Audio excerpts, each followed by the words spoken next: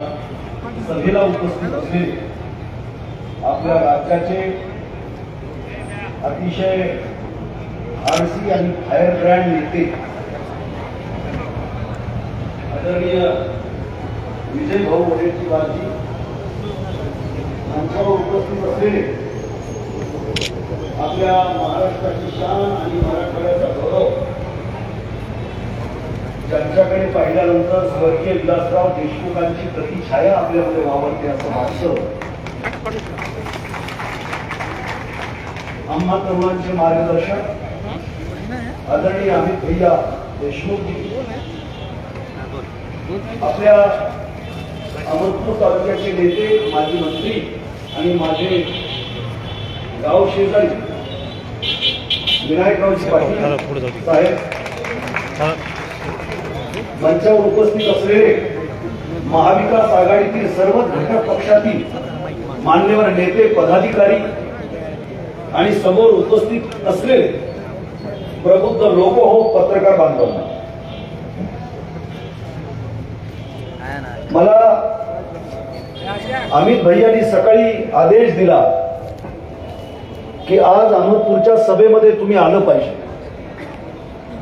कारण मी जरी नांदेडच्या राजकीय चळवळीत असलो तरी माझं मूळ गाव हे अहमदपूर तालुक्यामध्ये आहे.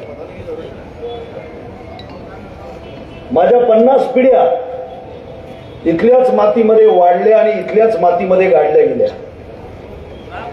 त्यामुळं आपल्या तालुक्यामध्ये काय चाललेलं आहे, आपल्या तालुक्यातली माणसं काय विचार करतायत हे समजून घ्यायला मी मुद्दामून आलो आहे. आपला तालुका क्रांतिकारकांचा तालुका. एकदा निर्णय आपण घेतला की निश्चितपणावर त्यावर ठाम राहतो आणि परिवर्तनाच्या लढाईमध्ये आपण नेहमीच यशस्वी झालेले लोक आहोत. त्यामुळं अहमदपूरमध्ये जे पेरत, या ठिकाणी भारतीय राष्ट्रीय कांग्रेस के प्रभारी हम सब के नेता रमेश जी चेनीथिला साहब और AICC मेंबर BN संदीप साहब का अहमदपुर शहर में सहर्ष स्वागत, सहर्ष स्वागत, सहर्ष स्वागत. हम सब के नेता आदरणीय रमेश जी चेनीथिला साहब, इनका सभी अहमदपुर वासियों की तरफ से तहे दिल से सहर्ष स्वागत, सहर्ष स्वागत, सहर्ष स्वागत.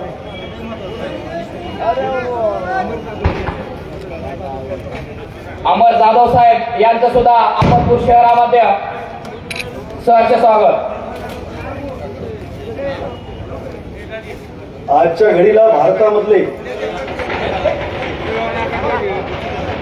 प्रदीर्घ राजकारण करणारे जे बोटावर मोजणे इतके नेते आहेत, त्यापैकी एक म्हणजे आपल्या महाराष्ट्राचे प्रभारी, 5 वेळेला आमदार, 5 वेळेला खासदार, केरळचे माजी मुख्यमंत्री रमेशजी चेन्नीथल्ला साहेब यांचं आपण जोरदार टाळ्या वाजवून या ठिकाणी स्वागत करू.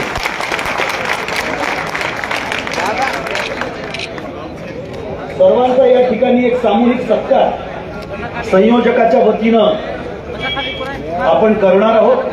मी विनंती करतो सर्व संयोजकांना की त्यांनी मंचावर उपस्थित असणाऱ्या सर्व मान्यवरांचं या ठिकाणी स्वागत करावं. या ठिकाणी सर्व मान्यवरांचा सामूहिकरित्या सत्कार या ठिकाणी होतोय. महाविकास आघाडीच्या सर्व अहमदपूरच्या नेत्याच्या वतीनं व सर्व मतदारांच्या वतीनं या ठिकाणी प्रातिनिधिक स्वरूपामध्ये सामूहिक सत्काराचा कार्यक्रम या ठिकाणी संपन्न होत आहे.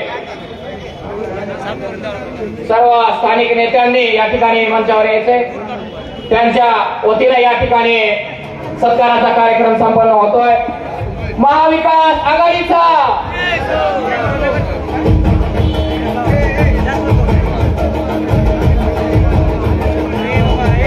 आदरणीय काँग्रेस साहेबांचा,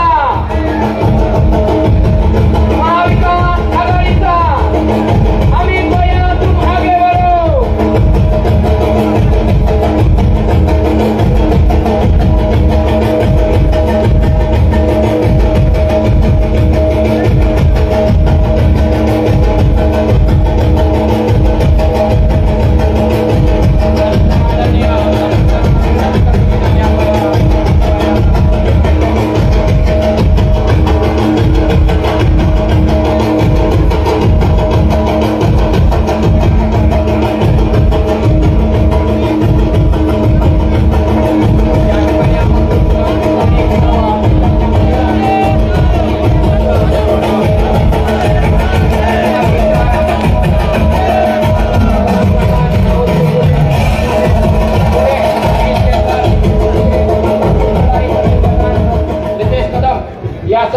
स्थानिक नेत्यांच्या हस्ते या ठिकाणी स्वागत झालेलं आहे.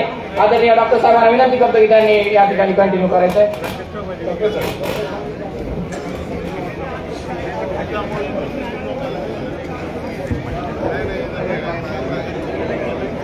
पुनश्च एकदा आपल्या महाराष्ट्राचे प्रभारी आदरणीय रमेश चन्नीथल्ला साहेब यांचं आपण या ठिकाणी स्वागत करू. मी सुरुवातीला बोलताना बांधवांनो असं म्हणालो की मी या तालुक्याचाच आहे. धारेगाव हे माझं गाव. नांदेडमध्ये वडिलांच्या नोकरीमुळे माझा तिकडे जन्म झाला आणि मागच्या 2019च्या लोकसभा निवडणुकीमध्ये आपल्या तालुक्याच्या भूमिपुत्रानं नांदेड जिल्ह्यामध्ये आता जे आपल्यामधून निघून गेलेले आहेत, भाजपवासी झालेले आहेत, ते महाराष्ट्राचे 2 वेळेला जे माजी मुख्यमंत्री होते त्यांच्या विरोधामध्ये मी निवडणूक लढवली आणि 2.25 लाख मतं घेतली आणि त्यामुळे त्यांचा पराभव झाला. म्हणजे आता अमित भैयांनी हे सांगायला काही हरकत नाही की मी जे 2019 मध्ये केलं होतं ते योग्यच होतं. कारण आज घडीला आपल्या पक्षाला सांभाळण्याची, त्याला संवर्धित करण्याची गरज आहे आणि अशा वेळेला 3 पिढ्याचं नेतृत्व ज्यांना लाभलं अशी माणसं आपल्यामधून निघून चाललेली आहेत. खरं तर आता बीजेपीनं नारा दिलेला आहे, येतूस का जातूस. म्हणजे काही तुझ्याकडे जर असेल तर आमच्याकडे ये, आम्ही तुला स्वच्छ धुवून पुसून घेऊन मांडीवर बसवितो. आमच्याकडे जर आला नाहीस तुला तुला जेलमध्ये टाकतो. म्हणून येतोस की जातोस. त्याच्यामध्ये आमचे नेते म्हणले येतो, जाईना म्हणले जेलमध्ये.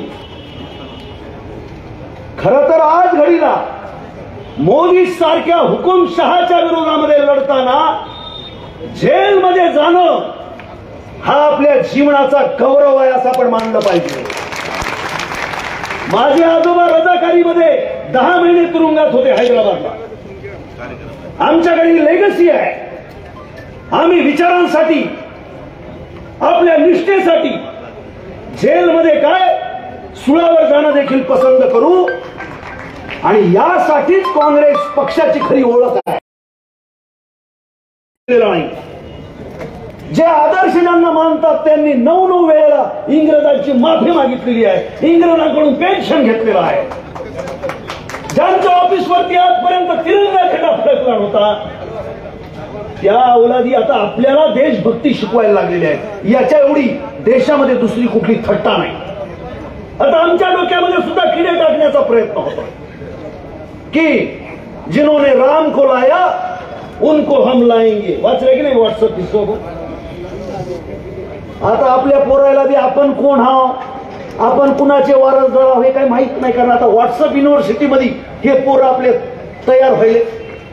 त्यामुळे ती एक डार्लिंग अभिनेत्री म्हणली होती, आता तिला तिकीट दिलंय बघा. आता परवाला त्या तामिळनाडूमध्ये 2300 बलात्कार करणाऱ्याला तिकीट आणि त्याचा गौरव करायला. तुम्ही बघितलं असेल ना.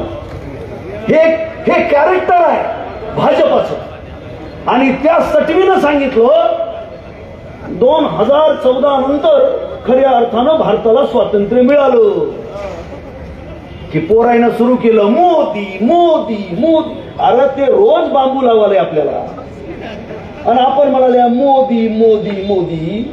याचा अर्थ कसा आहे की आपण कुणाच्या वारसदार आहोत हे आपल्याला माहित नाही. आणि माझ्यासारख्या माणसाला प्रचंड दुःख वाटतं. बहुजन समाजातल्या पोरानं मोदी मोदी म्हणणं म्हणजे पूर्वजाचा अपमान करणं आहे. लक्षात घ्या. अरे ज्यांनी शिवछत्रपतींचा राज्याभिषेक रोखला, ज्यांनी होळकरांची होळकरशाही गिळंकृत करण्याचा प्रयत्न केला, विटोजी होळकरांचा ज्यांनी शनिवार वाड्यापुढे हत्तीच्या पायाला बांधून खून केला, 3 दिवस प्रेत पडलेलं होतं, ज्यांनी राष्ट्रपिता ज्योतिराव फुलेंच्या वरती मारेकरी धाडले, ज्यांनी राजर्षी छत्रपती शाहू महाराजांचा वेदोक्त प्रकरणामध्ये शूद्र म्हणून अपमान केला, ज्यांनी चातुर्वर्ण्य आधारित व्यवस्था म्हणून डॉक्टर बाबासाहेब आंबेडकर आणि अण्णाभाऊ साठे यांचा छळ केला, त्या प्रवृत्तीनं आपण डोक्यावर घ्यायला लागलो, म्हणजे आपल्या पूर्वजांचा आपण अपमान करायला लागलेलो. म्हणून बांधवांनो, माझी तुम्हाला हात जोडून विनंती आहे, जे बुजुर्ग लोक इथं आलेले आहेत त्यांनी आपल्या लेकरांना आपला इतिहास सांगावा. त्यांच्या हातातला मोबाईल 2 तासासाठी का होईना काढून घ्यावा आणि आपले पूर्वज कोण होते, ते कोणासोबत लढले हे सांगावं, ही गरज आहे. नाहीतर आज तुम्ही बघताय की खायला मिळणं आले, नोकऱ्या नाहीत, त्यानं म्हणते नालीतून यास करा, मगरच पकडतो म्हणते, मेरा जादी झोला उठा के चल दिया. लाज नावाची गोष्ट राहिली नाही. त्यानं थाळ्या देऊन प्रयोग केला. आता पुढच्या काळामध्ये कटोरा देणार आहे हातामध्ये काळगेसाठी. कटोरा देण्याची सुरुवात थाळी वाजविण्यापासून झाली होती. म्हणून अहमदपूरच्या सुज्ञ जनतेला मी सांगू इच्छितो, आपला भाईचारा इथं ठेवा. मी या तालुक्यातला आहे म्हणून अतिशय जिम्मेदारीने बोलतो. आता येणाऱ्या 2-3 दिवसामध्ये हिंदू मुसलमान हे करतील. जिन्होंने राम को लाया उनको हम लाएंगे म्हणते. राम को लाया म्हणजे मोदी रामाच्या आधी जन्मला धक्का आहे. राम को लाया आणि फोटो काय, तर शाळेत जाणाऱ्या लेकराला माय घेऊन जशी जाते तशी तिच्या रामाच्या बोटाला धरून मोदी चालायला. तुम्ही हिंदू धर्माचे आहात ना, माझं हे भाषण आवर्जून ऐका. हिंदू धर्माचे 4 पीठ आहेत. 4 पीठाच्या शंकराचार्यांनी सांगितलं, ज्या मंदिराचं बांधकाम झालेलं नाही त्या मंदिरामध्ये मूर्तीची प्राण प्रतिष्ठा करता येणार नाही. मोदीनं केलं म्हणजे शंकराचार्यापेक्षा मोठा, म्हणजे हिंदू धर्मापेक्षा मोठा तो झालाय. आता आपल्याला हे दाखवावं लागेल की तुम्ही जो हिंदू धर्म सांगता तो हिंदू धर्म भांडण लावणार आहे, तो हिंदू धर्म समन्वयाचा नाही, तो हिंदू धर्म हिंसेचा आहे. आणि आमचा हिंदू धर्म जो आहे तो तुकाराम महाराजांनी आम्हाला सांगितलेला आहे, ज्ञानेश्वरांनी आम्हाला सांगितलेलं आहे, छत्रपती शिवाजी महाराजांनी आम्हाला सांगितलेलं आहे. ज्या वेळेला मिर्झा राजे जयसिंगानं या स्वराज्यावर संकट आणलं, महाराज अभिनंदे अटकेत राहिले, त्यावेळेला महाराजांच्या जागेवरती महाराजांचं सोन्याचं कडं घालून झोपलेला मदारी मेहतर हा मुसलमान होता. हे जर आपण समजून घेण्याची गरज आहे. बांधवांनो, ज्या वेळेला निजामी राजवटीने रजाकारीचा या ठिकाणी तांडव चालू होता, त्यावेळेला अशफाकुल्ला देखील पत्रकार आमच्या हैदराबाद मधला निजामासारख्या क्रूर करण्याच्या प्रयत्नामध्ये लिहित होता. त्याचे 13 तुकडे करून चाळणीमध्ये टाकण्यात आले. या देशासाठी हिंदू आणि मुसलमान दोघांनी बलिदान दिलेले आहे, हे जर आपण समजून घेण्याची गरज आहे. म्हणून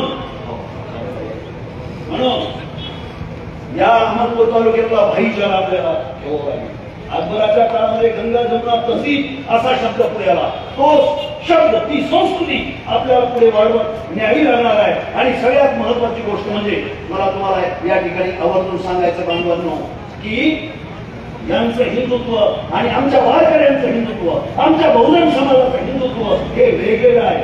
यांचं हिंदुत्व हिंसा करणारं हिंदुत्व आहे. यांचं हिंदुत्व आपल्या तरुणांना गुन्हेगार बनविणारं हिंदुत्व आहे. आणि त्यामुळे यांच्या नादाला लागू नये. मला एका शायरीच्या 4 ओळी आठवल्या. गुलाम शनी दला साहेबासाठी या सांगतो. कोई आया था गंगा का लाल बनकर, कोई आया था गंगा का लाल बनकर, रह गया अंबानी अडानी का दलाल बनकर. कोई आया था गंगा का लाल बनकर, रह गया अंबानी अडानी का दलाल बनकर. कपड़ों से ज्यादा बिक गए कफन, कपड़ों से ज्यादा बिक गए कफन. अंधभक्त कहते हैं मजबूत हाथों में है वतन. अंधभक्त म्हणजे कळलं काय? काँग्रेसच्या काळामध्ये विजू भाऊ, आपण पोलिओची लस जर काढली असती तर हे 40 पैशाचं पाकिट घेऊन ते इन्शुरन्स करायचं की नाही. 70 वर्ष आपले काँग्रेसनं काय केलं, काँग्रेसमध्ये ते पोलिओची डोस जर काढली असती तर वाकडे तिकडे होऊन ते पडत होता. आता ती भीती आपल्या विरोधाने काँग्रेसनं काय केलं, काँग्रेसनं काय केलं आहे ना. म्हणून यांच्या अक्षरी कधीही येणार नाही आहे ना. सबका साथ, सबका विकास आणि सबका सत्यानाश असा हे सरकार. म्हणून या कवीनं म्हटलं बघा, कपड़ों से ज्यादा बिक गए कफन, अंधभक्त कहते हैं मजबूत हाथों में है वतन. कबीरा तेरी जगत में उल्टी देखी नहीं, कबीरा तेरी जगत में उल्टी देखी रीत, अनपढ़ ढोंगी राज करे और शिक्षित मांगे भी, अनपढ़ ढोंगी राज करे और शिक्षित मांगे भी. निर्मला सीतारामनच्या नवऱ्यानं परवाला स्टेटमेंट केलं टाइम्स मध्ये. त्याचं नाव आहे डॉक्टर प्रभाकर आणि त्यानं सांगितलंय अलीकडच्या 10 वर्षातला भारतातला सगळ्यात मोठा घोटाळा हा कोणता आहे? इलेक्टोरल बॉन्डचा 9,000 कोटीचा घोटाळा आहे. आणि त्यामुळं त्यानं बायकोला सांगितलं त्या मोदी संघ जर आता तू राहिली तर मोदीनं जसं बायकोला सोडून दिलं तसं तुला मी सोडून देतो बघ म्हणला. त्यामुळं तिनं स्टेटमेंट दिली माझ्याकडे पैसे नाहीत म्हणले आता इलेक्शन लढायला. 3.5 लाखाचा पगार असते केंद्रीय मंत्र्याचा. 3.5 लाखाचा पगार असणारी केंद्रीय मंत्री म्हणते माझ्याकडे पैसे नाही. मग 400 रुपये रोज मजुरी करणाऱ्या माणसानं कसं जगाव याचा आपण विचार करा. म्हणून तिच्याकडे पैसे नाहीत हा मुद्दा नाही, त्याच्या नवऱ्यानं तिला अडवलं आणि त्यामुळे अशा पद्धतीचे स्टेटमेंट तिला द्यावे लागले. बांधवांनो बोलण्यासारखं खूप आहे, आपल्याला मान्यवर नेत्यांचं ऐकायचंय. या तालुक्यामध्ये आपल्यामध्ये विभागणी करू नका. मोठ्या प्रमाणावरती घरातून बाहेर पडा. 7 तारखेला बटन इतक्या जोरामध्ये दाबा की वर ते 2 गुंडे बसलेले आहेत का नाही दिल्लीमध्ये फडकून उडले पाहिजे. असं बटन तुम्ही दाबलं पाहिजे. आणि ते दाबत असताना स्वर्गीय विलासराव देशमुखांचा प्रांजळ चेहरा डोळ्यासमोर आणा आणि त्यांना आपल्याला श्रद्धांजली द्यायची आहे. या उदात्त भावनेतून तुम्ही पंजाच्या पुढचं बटन दाबा आणि डॉक्टर काळगे सारख्या अतिशय चारित्र्य संपन्न उच्च विद्याविभूषित अशा आपल्या उमेदवाराला संसदेमध्ये पाठवा. पाठवणार का नाही? हात वर करून सांगा सगळेजण. चला धन्यवाद. जय हिंद जय महाराष्ट्र. यानंतर आदरणीय विनायकराव पाटील या सभेला संबोधित करतील.